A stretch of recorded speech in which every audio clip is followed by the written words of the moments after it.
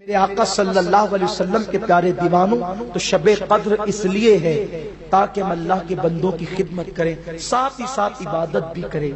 اور آپ نے سنا کہ شب قدر میں اگر کوئی اتنی بھی عبادت کر لے کہ جتنی دیر بکری کا دودھ دویا جاتا ہے تو اللہ اس کی بھی مغفرت فرماتا ہے، بلکہ جو عشاء کی نماز با جماعت پڑھ لے اور فجر کی نماز با جماعت پڑھ لے، اللہ تبارک و تعالیٰ اس کو بھی پوری رات عبادت کرنے کا ثواب عطا فرماتا ہے۔ اور کتنا ثواب عطا فرماتا ہے؟ 1000 مہینے سے بہتر ثواب عطا فرماتا ہے۔ لیکن یاد رکھو، اپنی گفتگو ختم کرتے ہوئے عرض کروں، شب قدر میں سب سے بڑی عبادت اللہ کی مخلوق کی خدمت کے بعد یہ ہے کہ رب کی بارگاہ میں اپنے گناہوں سے توبہ کی جائے، اللہ کی بارگاہ میں معافی طلب کی جائے، کیونکہ مغفرت بڑی چیز ہے۔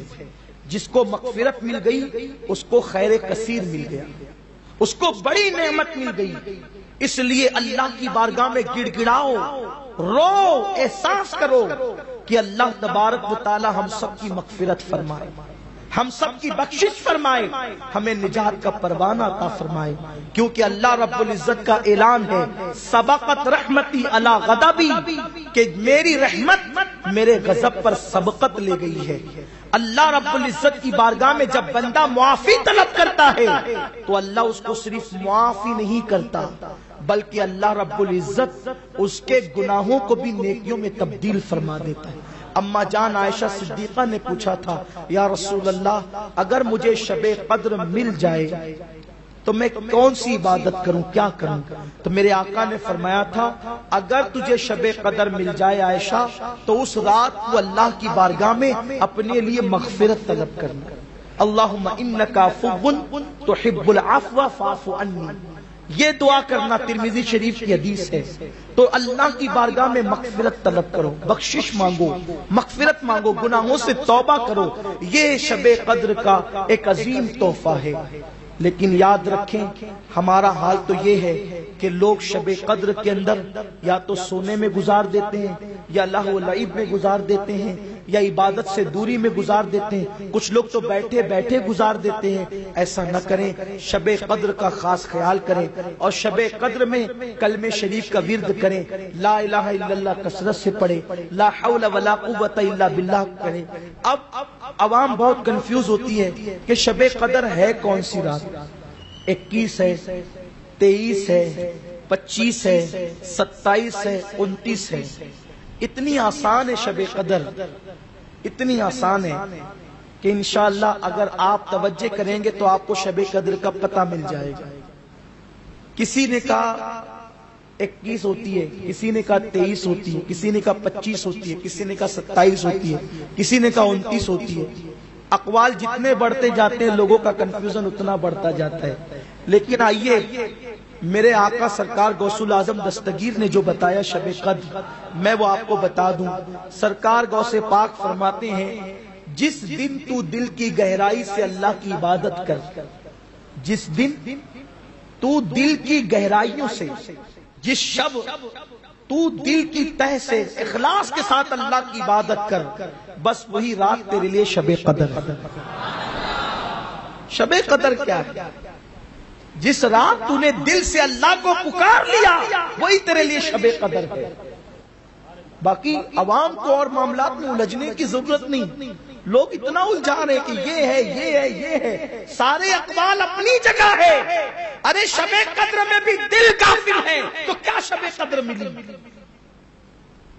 سرکار غوث پاک فرماتے ہیں، جس دن تیرا دل حاضر ہے اور خلوص دل سے تو اللہ کو پکار رہا ہے، تجھے شب قدر مل گئی۔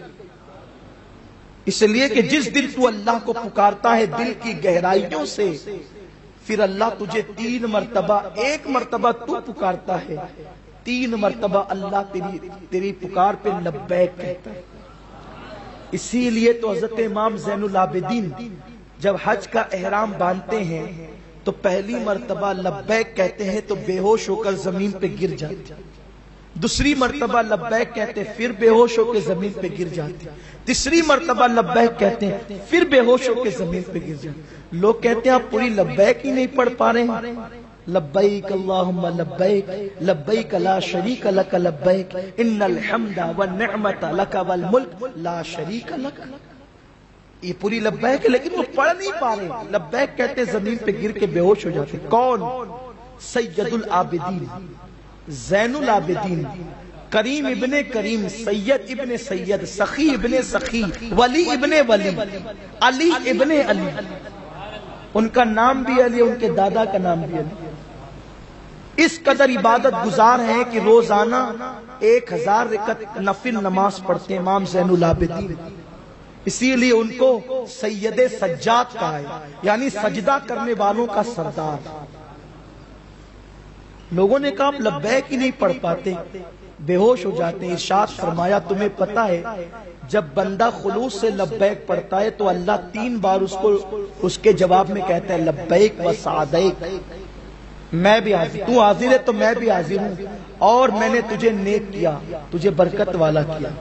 اور جب بندہ زبان سے لبیک کہتا ہے اور دل سے نہیں کہتا ہے تو جواب آتا ہے لا لبیک لا سعدیک، کہ میں تیرے لیے نہیں ہوں اور میں نے تجھے بدبخت کر دیا. کب؟ جب لبیک پڑھی جاتی ہے اور دل حاضر نہیں ہوتا. اب شب قدر تو مل گئی لیکن دل ہی حاضر نہیں ہے. صلاۃ التسبیح پڑھی جا رہی ہے، دل ہی حاضر نہیں ہے. نوافل پڑھی جا رہی ہے، دل ہی حاضر نہیں ہے. تسبیح پڑھی جا رہی ہے، دل ہی حاضر نہیں ہے. تو بتائیں پھر شب قدر کی برکتیں کیسے ملے گی؟ شب قدر کی برکتیں تو ان لوگوں کو نصیب ہوگی جن لوگوں کے قلوب حاضر ہے، دل حاضر ہے، جو اخلاص کے ساتھ اللہ کی عبادت کر رہے ہیں، جو رو رہے گڑ گڑا رہے ہیں. اللہ اکبر. میرے آقا صلی اللہ علیہ وسلم فرماتے ہیں اللہ کو تمہارا رونا بہت پسند ہے. جب اللہ کی بارگاہ میں حاضر ہویا کرو تو گڑ گڑایا کرو، رویا کرو. آقا کریم صلی اللہ علیہ وسلم فرماتے ہیں مکی کے سر کے برابر بھی اگر کسی کی آنکھ سے آنسو نکل جائے تو اللہ اس کی بھی مغفرت فرما دیتا. لیکن افسوس ہمیں تو رونا ہی نہیں آتا، بلکہ اگر کوئی اللہ کے خوف سے روتا ہے تو ہم ہنستے ہیں، ہم مسکراتے ہیں، اس لیے کہ ہمیں رونا نہیں آتا. دوست تو اگر ناراض ہو جائے تو ہم روتے ہیں، بھائی اگر روٹ جائے تو ہم روتے ہیں، گھر سے نکال دیا جائے تو روتے ہیں، بچہ مر جائے تو روتے ہیں، کاروبار میں نقصان ہو جائے تو روتے ہیں، لیکن ہم اللہ کے لیے نہیں روتے.